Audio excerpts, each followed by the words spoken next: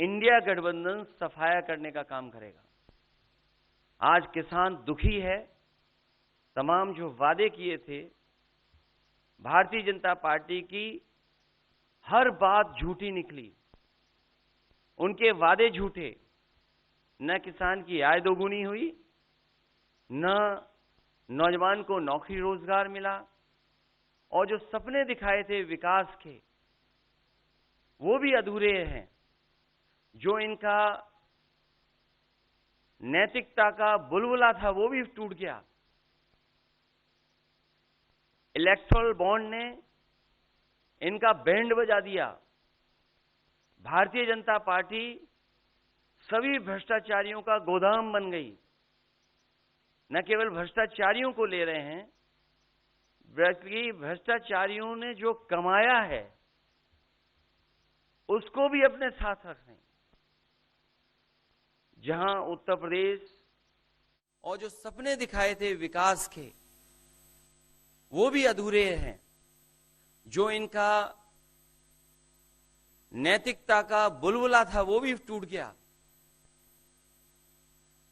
Electoral bond ने इनका band बजा दिया। भारतीय जनता पार्टी सभी भ्रष्टाचारियों ने जो कमाया है उसको भी अपने साथ रख रहे हैं। जहां उत्तर प्रदेश देश का सबसे बड़ा प्रदेश है, डबल इंजन की सरकार में जो दावा करते रहे डबल इंजन, उनकी होर्डिंग देखिए आप कि अब डबल वहां पर नहीं दिखाई देते हैं, अकेले दिखाई दे रहे हैं। इनके प्रत्याशी होर्डिंग से गायब हैं, और चुनाव के बाद होर्डिंग पे जो अकेले हैं वो भी गायब हो जाएंगे, और सफाया होने जा रहा है। इनका एक ही नारा है, झूठ बोलने का और लूटने का। लूट और झूठ भारतीय जनता पार्टी की पहचान बन गई है।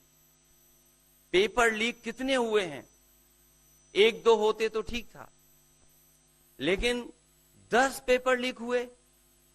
और मैंने कई मौकों पर वो बात बताई कि अगर एक परिवार के हम केवल 3 सदस्यों को मान लें, जिस व्यक्ति ने परीक्षा लिखने की तैयारी की, जो परीक्षा नहीं दे पाया पेपर लीक के कारण, और उसके मां बाप को अगर हम जोड़ लें, तो ऐसे 60 लाख नौजवान हैं। 60 लाख नौजवानों का भविष्य अंधकार में डाल दिया। और अगर 60 लाख का गुणा करें हम 3 से, 1 करोड़ 80 लाख, और 1 करोड़ 80 लाख को अगर हम डिवाइड कर दें 80 लोकसभाओं से, तो भारतीय जनता पार्टी का 2,25,000 वोट हर लोकसभा में कम हुआ है। इसलिए एक भी वोट बट ना पाए। जहां हमें मतदान करना है, वहीं मतदान के दिन हमें सावधान भी रहना है। अगर हम सावधान रह करके मतदान करेंगे और अपने बूथ की चौकीदारी करेंगे, तो भारतीय जनता पार्टी का सफाया होगा। आने वाले चुनाव में, ये देश का चुनाव है, देश की जनता बदलाव चाहती है, और बदलाव की हवा पश्चिम से, उत्तर प्रदेश से चल रही है। और मुझे पूरा उम्मीद है आने वाले समय में इंडिया गठबंधन और नई सरकार देश में दिखाई देगी। शुक्रिया अखिलेश जी। राहुल जी।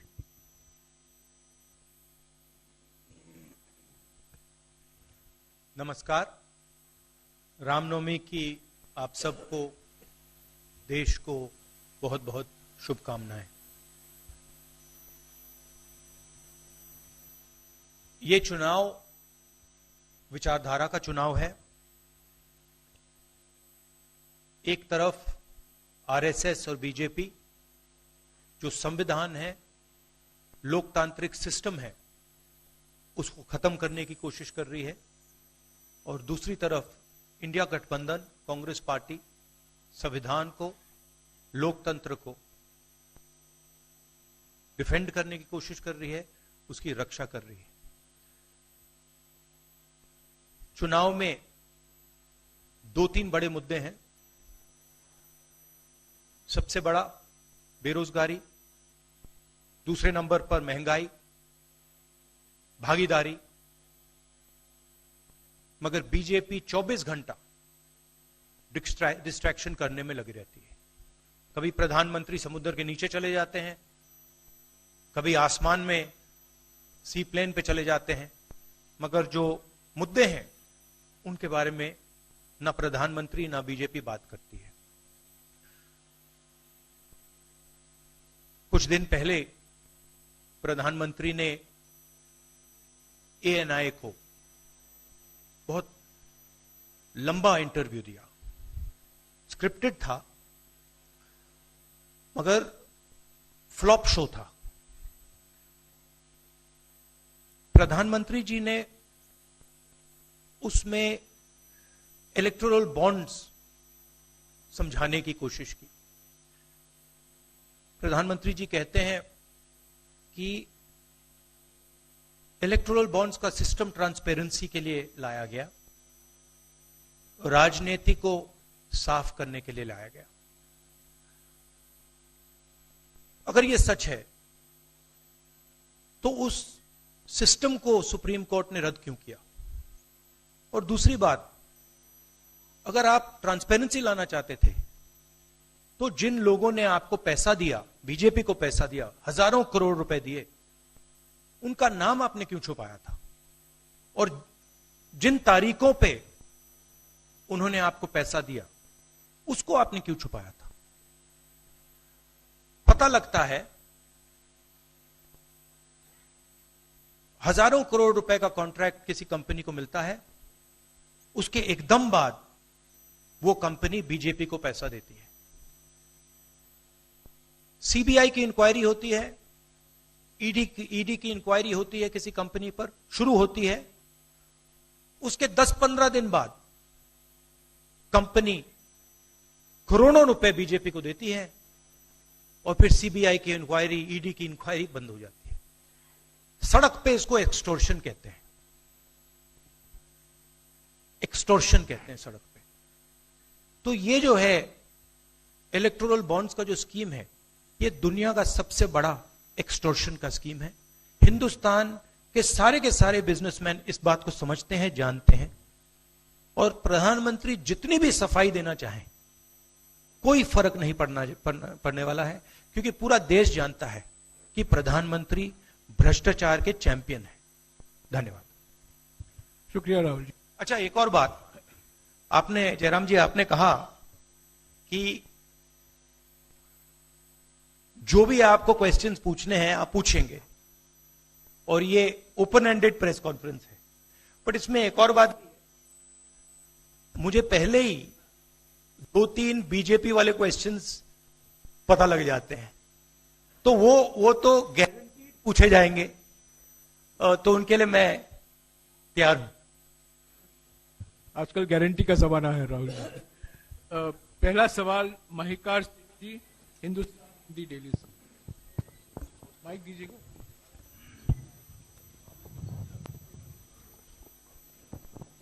राहुल जी, स्वागत है आपका।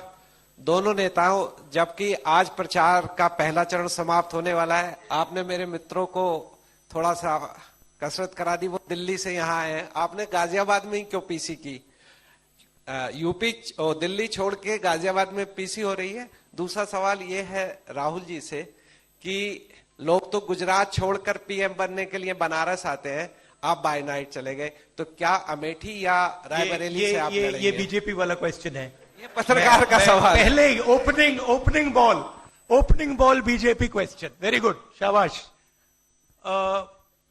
देखिए, अमेठी की बात कांग्रेस का डिसीजन है। जो भी मुझे ऑर्डर मिलेगा मैं वो करूंगा। सीईसी मीटिंग, हमारी पार्टी में सीईसी मीटिंग्स में ये डिसीजन लिए जाते हैं। बट पहला बीजेपी का question, good question, thank you. Amar Ujala से निशा, आप थोड़ा शांत हो जाइए यहाँ प्लीज। बहुत बहुत स्वागत है। मेरा सवाल आपसे ये है कि यूपी में न केवल यूपी में बल्कि पूरे देश में इस बार कांग्रेस ने अपने बहुत कम प्रत्याशी 268 अभी तक सामने आए हैं और यूपी में तो 80 सीटों के मुकाबले केवल 17 सीट हैं। ऐसा क्यों? क्या ऐसा मान के चल रही है कांग्रेस कि आप कमजोर चल रहे हैं या यूपी में कमजोर है कांग्रेस, इसलिए सपा या आपके गठबंधन बाकी सहयोगी पार्टी सीट नहीं देना चाह रही है? नहीं, हमने डिसीजन लिया है कि इंडिया गठबंधन चुनाव लड़ेगा और हमने सीट शेयरिंग की है और ओपन माइंडेड तरीके से दिल खोल के हमने सीट शेयरिंग की है।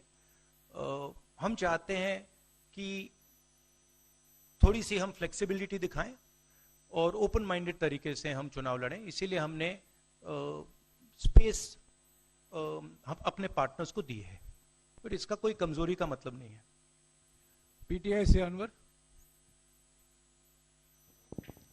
राहुल जी, मेरा सवाल आपसे है कि पिछले बार जो आप दोनों लोगों का गठबंधन था वो सफल नहीं हो सका उत्तर प्रदेश में। एक बार फिर आप लोग साथ आए हैं और प्रधानमंत्री ने पिछले दिनों कहा कि ये दो लड़कों की फ्लॉप फिल्म है जो इस बार भी फ्लॉप होगी। तो आगे आप क्या उम्मीद कर रहे हैं इस गठबंधन से? उत्तर प्रदेश में कितनी सफलता मिलेगी और कितनी सीटों की उम्मीद है इस बार आप लोगों को? देखिए, मैं सीट्स का प्रेडिक्शन तो नहीं करता हूं, जनरल बात कह सकता हूं कि 15-20 दिन पहले कि 180 से 180 तक जाएंगे, अब मुझे लग रहा है 150 तक जाएंगे। हर स्टेट में हमें रिपोर्ट मिल रही है कि हमारा चुनाव इंप्रूव कर रहा है और अंडर करंट है। जहां तक गठबंधन की बात है, यूपी गठबंधन की बात है, बड़ा पावरफुल गठबंधन है और बहुत अच्छा परफॉर्मेंस होगा हमारा उत्तर प्रदेश में। दैनिक जागरण से आदित्य त्रिपाठी। आप दोनों का बहुत बहुत स्वागत है। मेरा प्रश्न यह है कि उत्तर प्रदेश में एनडीए गठबंधन रोकने के लिए आपकी क्या रणनीति है? सॉरी, क्या? उत्तर प्रदेश में एनडीए गठबंधन को रोकने के लिए आपकी क्या रणनीति, आप दोनों लोगों की? उत्तर प्रदेश में नेशनल लेवल पे मैं आपको हमारा फाउंडेशन बता देता हूं और वही आइडियाज हम उत्तर प्रदेश में भी चलाएंगे। देखिए, पिछले 10 सालों में नरेंद्र मोदी जी ने नोटबंदी करके, गलत जीएसटी लागू करके और जो बड़े बड़े अरबपति हैं, अदानी जी हैं, उनका पूरा सपोर्ट करके जो रोजगार पैदा करने का सिस्टम था उसको उन्होंने कंप्लीटली खत्म कर दिया है। तो सबसे पहला काम जो रोजगार हिंदुस्तान के युवाओं को मिलना चाहिए उसको एक बार फिर स्ट्रेंथन करने का है। उसके लिए हमने अपने मैनिफेस्टो में 2-3 आइडियाज दिए हैं। एक आइडिया रेवोल्यूशनरी आइडिया है, राइट टू अप्रेंटिसशिप। तो जो अमीर घर के बच्चे होते हैं वो अप्रेंटिसशिप करते हैं, ट्रेनिंग मिलती है, पेड ट्रेनिंग होती है। तो हमने डिसाइड किया है कि हिंदुस्तान के उत्तर प्रदेश के सब ग्रेजुएट्स को, डिप्लोमा होल्डर्स को हम अप्रेंटिसशिप का अधिकार देंगे।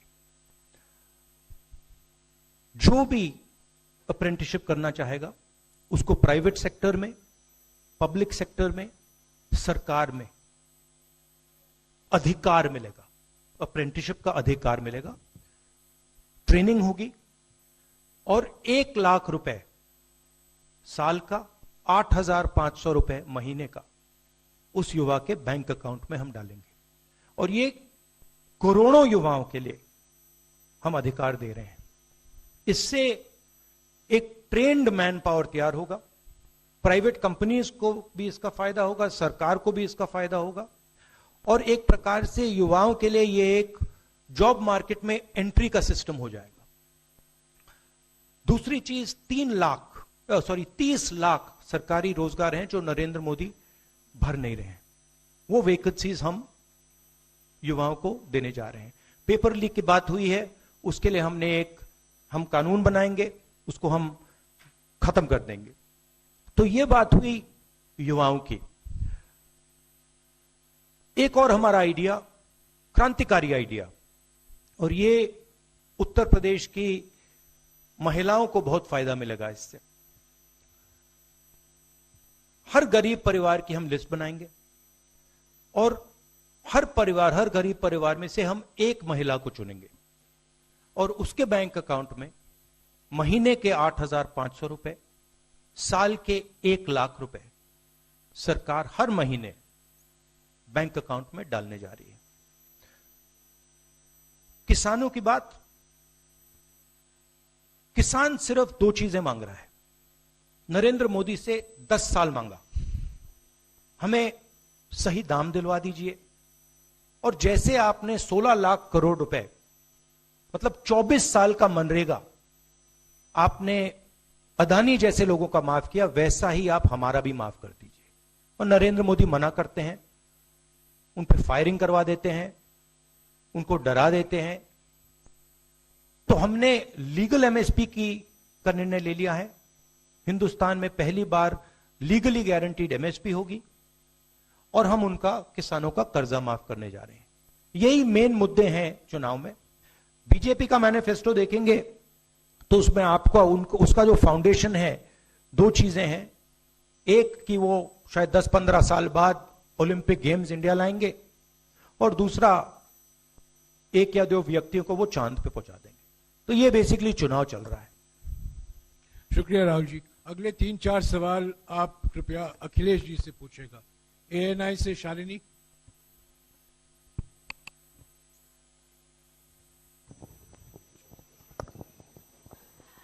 पहला सवाल राहुल जी से है। अखिलेश जी से पूछेगा प्लीज। उन्होंने कृपया लगा दिया, इसलिए अब हमसे पूछिए। दोनों से पूछूंगी सर।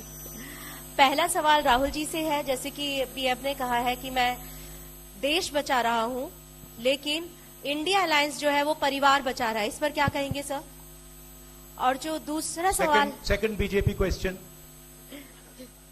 सर दूसरा जो सवाल है मेरा वो ये है, जादूगर कहा है उन्होंने राहुल जी को, और उन्होंने कहा है एएनआई को, जो अब इंटरव्यू दिया उसमें बोला कि ऐसा कौन सा जादू है कि एक झटके में गरीबी मिटा सकते हैं। मैं जानना चाहता हूं ऐसा कौन सा जादू है कि एक झटके में गरीबी मिटाई जा सकती है। तो ये मेरा सवाल दोनों से है। नहीं, दोनों से है। मैं धन्यवाद देता हूं, आप लोगों ने सवाल पूछे। हालांकि कुछ सवाल आपने राहुल जी से पूछे थे। एनडीए को पीडीए हराएगा, एनडीए को पीडीए हराने जा रहा है, एनडीए को पीडीए हराने जा रहा है। और जहां तक सवाल परिवारवाद की बात है, आज नवरात्र है, आज शुभ दिन है। भारतीय जनता पार्टी के लोग संकल्प लें कि ना किसी परिवार वाले को टिकट देंगे और ना किसी परिवार वाले से वोट मांगेंगे। और गाजियाबाद में कार्यक्रम इसलिए किया है क्योंकि हम दोनों लोगों ने संकल्प लिया है। वो तो इंडिया गठबंधन का नाम भी ठीक से नहीं ले पाते हैं। INDIA तो इंडिया होता है, इंडी कब से हो गया? यहां से सफाया होगा गाजीपुर तक। जो 14 में आए थे वो 24 में चले जाएंगे, और यूपी वाले स्वागत भी अच्छा करते हैं। और इस बार तो ढोल नगाड़ा और सब कुछ की तैयारी है। इस बार विदाई भी बहुत शानदार होने जा रही है। Times Now Bharat, Ranjita. अखिलेश जी से। तो आपने जो गरीबी को एक झटके में मिटाने की बात की, देखिए ये कोई नहीं कह रहा है कि गरीबी को एक झटके में मिटाया जाएगा। हम ये कह रहे हैं कि गरीबी को गहरी चोट पहुंचाई जा सकती है, और तरीके मैंने आपको बताए हैं। नरेंद्र मोदी जी ने पूरा का पूरा फोकस 22 लोगों पे किया है, 22-25 लोगों पे किया है। आज की सच्चाई है कि 22 लोगों के पास उतना धन है जितना 70 करोड़ लोगों के पास है। गरीबी का यह भी कारण है कि नरेंद्र मोदी जी ने सारा का सारा धन कंसंट्रेट कर दिया है, 20-25 लोगों को पकड़ा दिया है। मैं जाति जनगणना की बात कर रहा हूं और मैंने ये बात बहुत बार उठाई है। भागीदारी की बात होती है। हिंदुस्तान के किसी भी इंस्टीट्यूशन में आपको ना पिछड़े वर्ग के लोग मिलेंगे, ना दलित मिलेंगे, ना आदिवासी मिलेंगे, ना गरीब जनरल कास्ट के लोग मिलेंगे। मैंने मीडिया के बारे में बात उठाई। मीडिया में आपको बड़े बड़े एंकर्स दिखते हैं।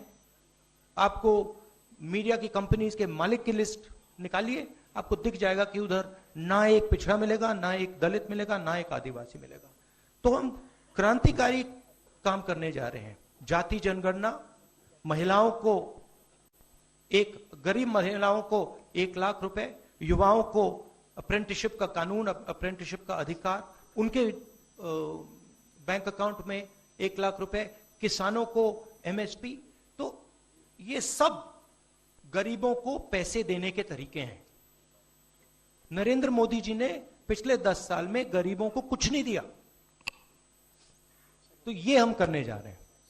हाँ रंजीता, अखिलेश जी से। हाँ, अखिलेश जी से ही सवाल है। राहुल जी ने अभी जितनी भी चीजें कही, अखिलेश जी से। नहीं, मैं सवाल पहले जितनी भी चीजें कही वो तमाम चीजें कांग्रेस के घोषणा पत्र में है। क्या इंडिया गठबंधन का अपना कोई साझा जो है वो मैनिफेस्टो होगा? अखिलेश जी, क्या जो राहुल जी कह रहे हैं, क्या वही तमाम चीजें सपा की भी है या सपा कुछ अलग भी घोषणाएं कर रही है चुनाव में? इंडिया गठबंधन नई उम्मीद है और जैसा कि राहुल जी ने कहा कि उनके मैनिफेस्टो में बहुत सारी चीजें हैं जिससे गरीबी दूर की जा सकती है।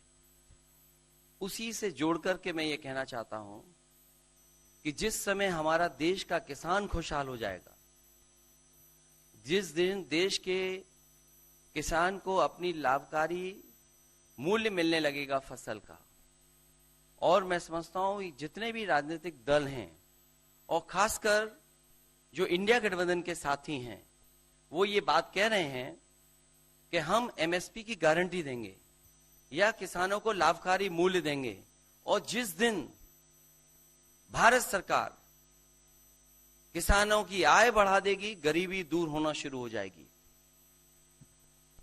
और मैं कई मौकों पर कह रहा हूं कि जाति जनगणना भी एक हमारा मुद्दा है। बिना सामाजिक न्याय के, बिना जाति की गैर बराबरी खत्म किए हुए हम अपने समाज को आगे नहीं बढ़ा सकते।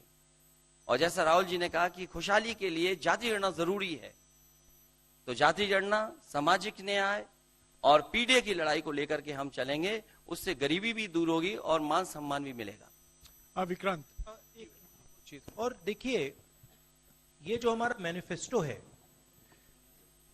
ये जरूर कांग्रेस पार्टी का मैनिफेस्टो है, मगर इसमें जो आइडियाज हैं वो इंडिया गठबंधन उनकी आइडियोलॉजी के आइडियाज हैं। और अगर समाजवादी पार्टी का कोई सजेशन हो या किसी और भी इंडिया गठबंधन की पार्टी का सजेशन हो, उसको हम सब ऑन बोर्ड करेंगे। तो हमारा मतलब जॉइंटली काम होता है। हम बातचीत करके, कंसल्ट करके काम करते हैं और फ्लेक्सिबिलिटी दिखाते हैं। और हम लोग G20 की तरह नहीं है, केवल 2 का चलता हो, बाकी सब 0 हो। अखिलेश जी समझने में वक्त लगेगा। अखिलेश जी, G20। अखिलेश जी, एक मिनट अखिलेश जी, अखिलेश जी को बुलाया है। अखिलेश जी, राहुल जी, आप दोनों लोग, अखिलेश जी सामने, अखिलेश जी, राहुल जी, आप दोनों लोग 2017 में साथ आए थे। दोनों ने लखनऊ में प्रेस कॉन्फ्रेंस भी की थी, लेकिन 19 और 22 में आप दोनों अलग अलग हो गए, 24 में फिर साथ आए हैं। आखिर क्या वो मोमेंट क्या था जब दोनों के दिल में आया कि हाँ, हमको साथ आना चाहिए, जरूरी है? 7 साल बाद दोनों के दिल में कब ये मोमेंट आया कि हाँ, चलना है साथ? मूवमेंट क्यों बताना, हम साथ आ गए और साथ आ गए, यही मूवमेंट है। चलिए